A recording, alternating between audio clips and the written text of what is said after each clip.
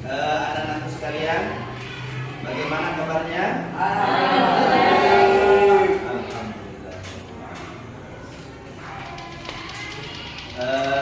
Sebelum kita mulai proses belajar, terlebih dahulu seperti biasa, agar lebih barokahnya kegiatan belajar kita pada hari ini, mari kita sama-sama berdoa dengan ikhlas, dengan khusyuk. Semoga pembelajaran kita kali ini bisa barokah. Jadi untuk doa dipimpin oleh ketua kelas. Kita mulai pelajaran yang dibarokahnya Bismillahirrahmanirrahim. Rabbi shrah li sadri wa yassir li amri wahlul 'uqdatam min lisani yafqahu qawli. Rabbi shrah li sadri wa yassir li amri wahlul 'uqdatam min lisani yafqahu qawli. Rabbi shrah li sadri wa yassir li amri wahlul 'uqdatam min lisani yafqahu qawli. Rabbi zidni ilma warzuqni fahma. Rabbi zidni ilma warzuqni fahma. Rabbi zidni ilma warzuqni fahma.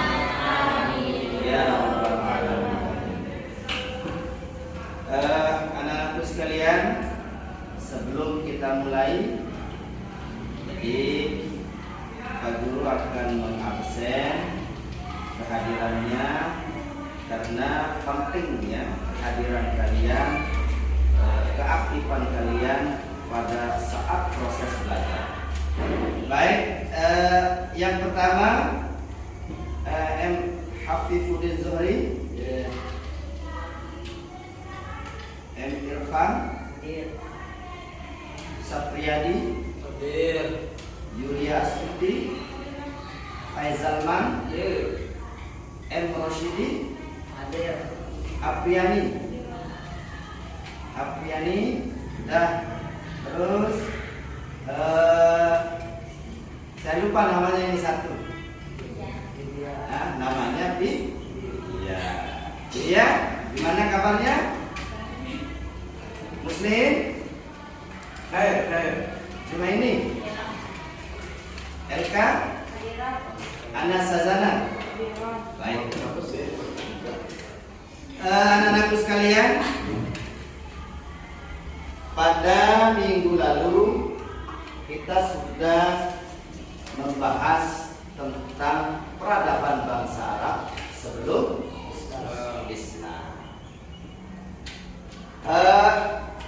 Beberapa bentuk pemujaan, ya, pemujaan yang dilaksanakan oleh orang-orang Arab sebelum Islam.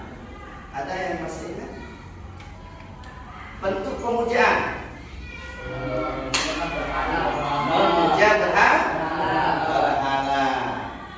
Setelah itu mereka juga mempercayai beberapa tahayul. Di antaranya masih ingat? Masih ingat?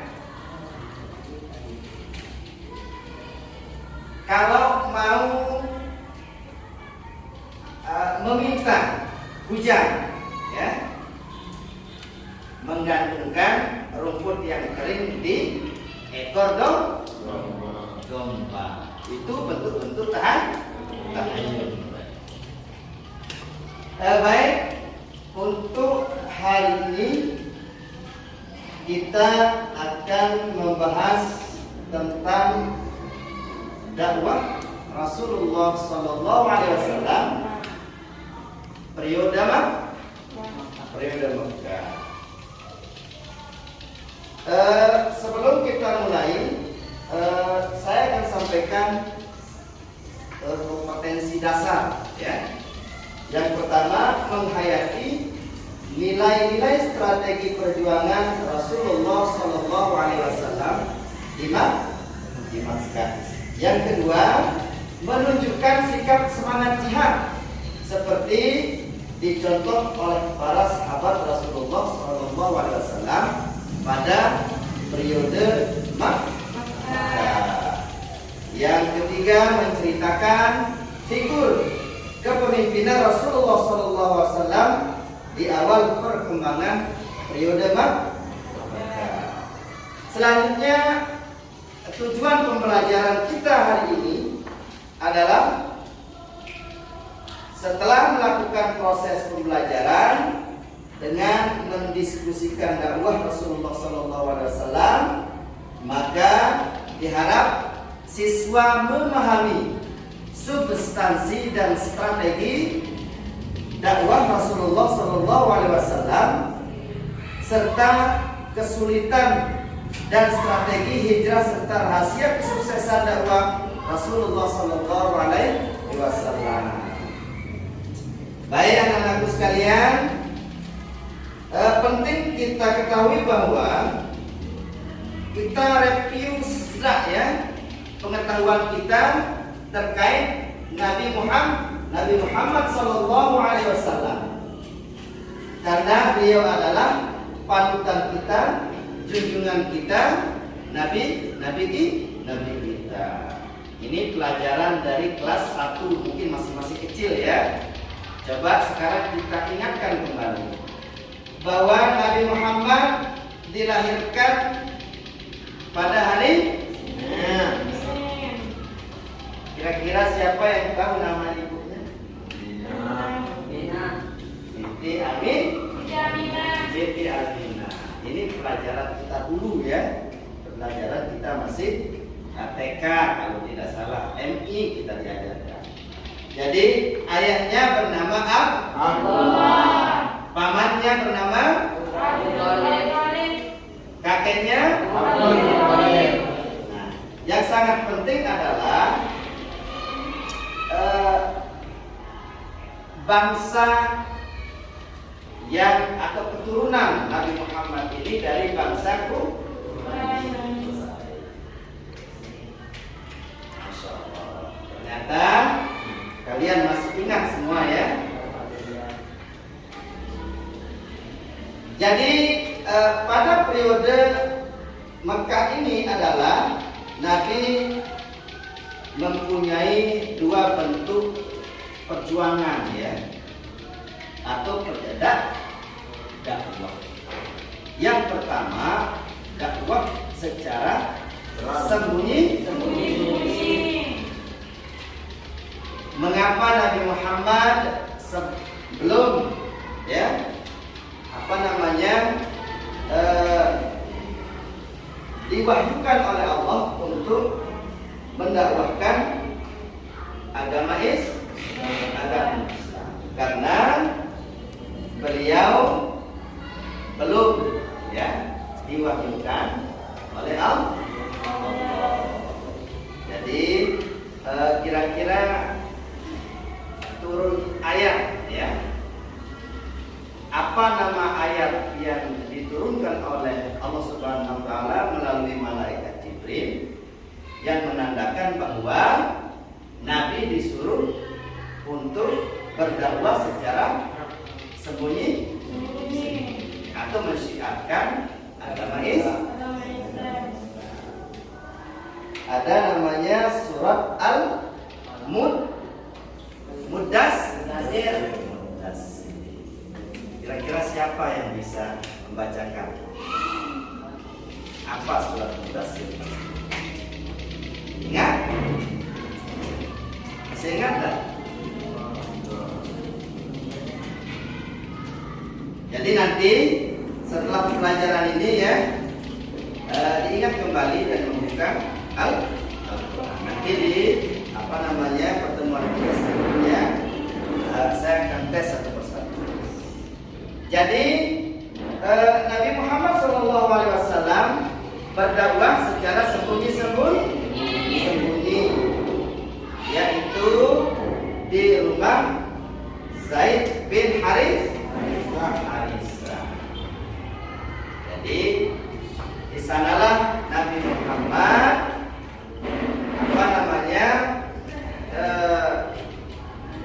mengajak orang yang pertama kali untuk beriman kepada Allah itu adalah siapa? Istri beliau, yaitu Siti Khadijah. Selanjutnya yang beriman atau beriman kepada Allah pada saat dakwah secara sembunyi-sembunyi, Ali bin Ali. Ya, beliau adalah sepupu Nabi Muhammad, saudara dari anak saudara dari bapaknya Nabi, yaitu Ali bin Abi Thalib. Siapa lagi? Yaitu Zaid bin Harisah. Jadi Abu Bakar Asyir. Kesemuanya itu disebut kemarin sudah kita bahas adalah namanya As-Sabiqunal Awwal. Orang-orang yang pertama masuk Islam. Setelah itu 3 tahun lamanya Nabi Muhammad SAW berdakwah secara sembunyi-sembunyi. Lalu turunlah firman Allah yang dibawa oleh malaikat Jibril, yaitu surat Al-Hijr. Ya, Al-Hijr menandakan bahwa Nabi disuruh berdakwah secara terang. Nah, dari sanalah Nabi Muhammad pengikut-pengikutnya dari kalangan Bani Quraisy semua masuk Islam, ya. Maka dari itu orang-orang Quraisy tidak bisa mencegah dakwah beliau karena turunnya ayat Al-Hijr.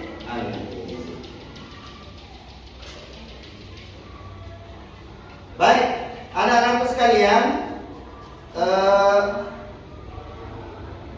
pada pertemuan kali ini kita akan mendiskusikan melalui pembentukan kelompok, ya. Pembentukan kelompok, nanti kelompoknya itu terbagi menjadi 4 kelompok. Insyaallah nanti ya kita akan membahas di pertemuan berikutnya. Baik anak-anakku sekalian, yang selanjutnya adalah beberapa ibrah dari kegiatan perkembangan Islam periode Mekah. Yang pertama adalah menyadari bahwa melalui kesabaran kekuatan beliau atau Nabi Muhammad berjuang dalam menegakkan agama Allah dan pasti mendapat pertolongan Allah. Memahami bahwa Allah Subhanahu wa taala pasti akan menguji seseorang akan terpilih menjadi utusan atau rasul Allah, seperti Nabi Muhammad, ya. Bukan dakwahnya tidak ada halangan, banyak rintangan dan halangan. Dan yang terakhir adalah melalui dakwah Islam Nabi Muhammad SAW, umat manusia khususnya umat Islam mendapatkan informasi mengenai agama yang diridai oleh Allah Subhanahu wa taala. Baik. Kali ini coba Pak Guru akan menyampaikan beberapa pertanyaan ya terkait dengan materi tadi. Yang pertama kali masuk Islam di kalangan muda pada saat dakwah secara sembunyi-sembunyi siapa?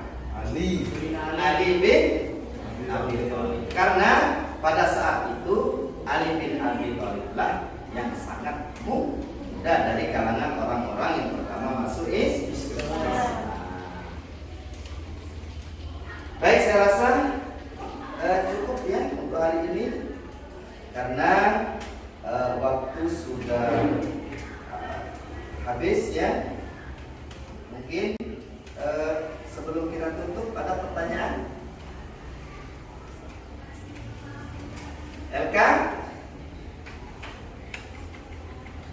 Oke, kalau tidak ada, mari kita tutup saja pembelajaran kita hari ini dengan sama-sama melafalkan alhamdulillah.